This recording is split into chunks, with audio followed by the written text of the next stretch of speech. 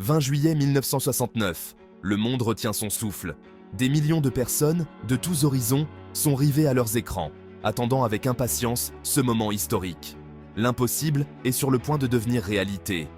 Les ingénieurs et les scientifiques de la NASA ont travaillé sans relâche, surmontant d'innombrables défis techniques et logistiques. Au-dessus, la Lune, sentinelle silencieuse depuis des millénaires, attend un visiteur. Sa surface cratérisée, témoin de l'histoire cosmique, est prête à accueillir les premiers pas de l'humanité. En bas, les années 60 vibrent de changements et de bouleversements. Les mouvements sociaux, les luttes pour les droits civiques et les transformations culturelles redéfinissent le monde. Mais en ce jour, tous les yeux sont tournés vers le ciel. Les familles, les amis et même les inconnus se rassemblent, unis par l'excitation et l'anticipation. Car en ce jour, l'homme marchera sur la Lune.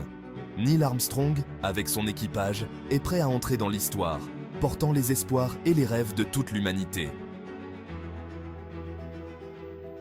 Ce n'est pas une simple exploration, c'est une déclaration audacieuse de ce que l'humanité peut accomplir lorsqu'elle unit ses forces et ses talents. C'est un moment décisif de l'histoire humaine. Les réactions sont immédiates et universelles, des cris de joie, des larmes de bonheur et une admiration sans bornes. L'aboutissement de rêves, d'audace, de prouesses scientifiques. Des années de travail acharné, de sacrifices et de dévouement ont conduit à cet instant. Un moment qui transcende les frontières et les idéologies, unissant l'humanité dans l'émerveillement. Peu importe les différences, ce jour-là, nous étions tous unis par un sentiment de fierté et d'accomplissement collectif. Le voyage a commencé bien avant Apollo 11. Les premières tentatives d'exploration spatiale ont été marquées par des essais et des erreurs, des succès et des échecs.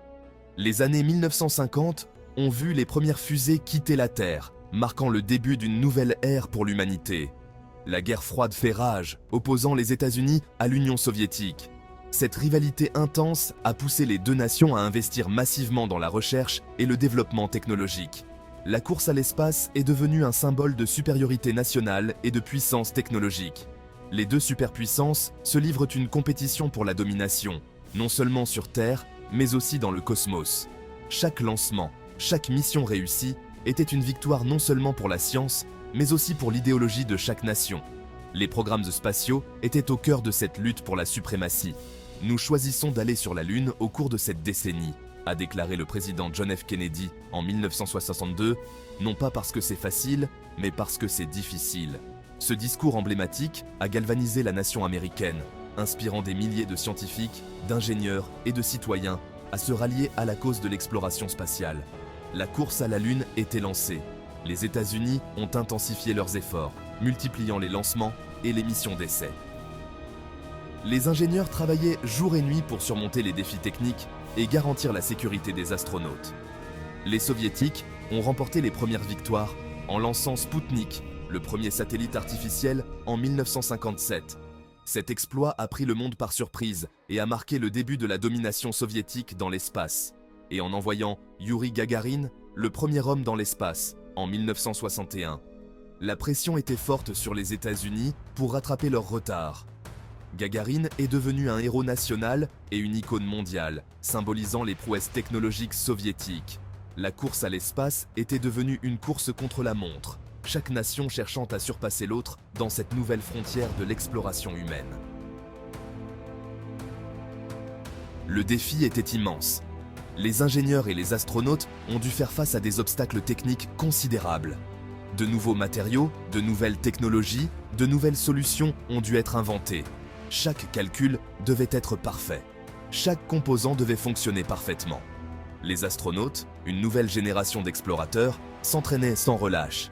Ils ont subi des tests physiques exténuants, maîtrisé des systèmes spatiaux complexes et même appris à se déplacer en gravité lunaire. Leur courage et leur dévouement étaient sans limite. L'échec n'était pas une option. Le jour J est arrivé. Après des années de préparation, de tests rigoureux et d'innombrables heures de travail acharné, le moment tant attendu était enfin là. À Cap Kennedy, en Floride, l'imposante fusée Saturn V se tenait prête. Cette merveille de l'ingénierie moderne, haute de 110 mètres, était le fruit de l'imagination et de la détermination humaine. Dominant le pas de tir, elle symbolisait l'ambition et l'ingéniosité humaine. Chaque boulon, chaque plaque de métal, chaque circuit avait été minutieusement conçu pour cette mission audacieuse. À l'intérieur de la capsule Apollo 11, les astronautes Neil Armstrong, Buzz Aldrin et Michael Collins se préparaient pour leur mission historique. Leurs visages reflétaient une concentration intense, mêlée d'excitation et de respect pour l'énorme responsabilité qui pesait sur leurs épaules. Des millions de personnes ont suivi le compte à rebours à la télévision jusqu'à zéro. Dans les foyers, les écoles, les bureaux, partout à travers le monde, les yeux étaient rivés sur les écrans, le souffle coupé. Les moteurs se sont allumés, déclenchant un rugissement assourdissant qui a secoué le sol. La puissance dégagée par les 5 énormes moteurs F1 était inimaginable, transformant la nuit en jour avec une lumière éblouissante. Lentement, majestueusement, la fusée s'est élevée, emportant les espoirs et les rêves de l'humanité vers le ciel. Chaque seconde qui passait rapprochait l'humanité de son rêve de marcher sur la Lune, un rêve qui allait bientôt devenir réalité. Le voyage vers la Lune était périlleux. Pendant des jours, l'équipage d'Apollo 11 a voyagé à travers l'immensité vide de l'espace. Ils ont mené des expériences, surveillé les systèmes et sont restés en communication constante avec le centre de contrôle de la mission à Houston. À travers leurs petites fenêtres, ils ont pu admirer des vues imprenables sur notre planète, un oasis fragile dans le vide cosmique. Leur voyage a été un puissant rappel de l'interconnexion de toutes choses. La tension est montée d'un cran lorsque le module lunaire, surnommé Eagle, s'est séparé du module de commande. Avec Armstrong aux commandes, ils ont entamé leur descente vers la surface lunaire. Le carburant s'amenuisait à mesure qu'ils naviguaient sur un terrain dangereux et évitaient un cratère périlleux. « L'Aigle a atterri », a annoncé Armstrong, la voix calme malgré ce moment crucial. Le monde entier a explosé de joie. L'humanité avait atteint la Lune. Après des heures de préparation, Armstrong a émergé du module lunaire. Il est descendu de l'échelle, chaque mouvement suivi par des millions de personnes sur Terre. Puis, son pied gauche a touché le sol lunaire. « C'est un petit pas pour l'homme », a-t-il déclaré. « Un pas de géant pour l'humanité ». Ces paroles ont résonné à travers le monde, marquant un tournant dans l'histoire. L'impossible était devenu possible. Armstrong et Aldrin ont passé les heures qui ont suivi à explorer les lieux. Ils ont planté un drapeau américain, prélevé des échantillons lunaires et déployé des instruments scientifiques. Chacun de leurs mouvements a été filmé et retransmis sur Terre pour que tout le monde puisse le voir. Ils ont mené des expériences, pris des photos et se sont émerveillés de la beauté austère de leur environnement. Leur travail a ouvert la voie à l'exploration lunaire future. Après 21 heures passées sur la surface lunaire, il était temps de rentrer chez eux.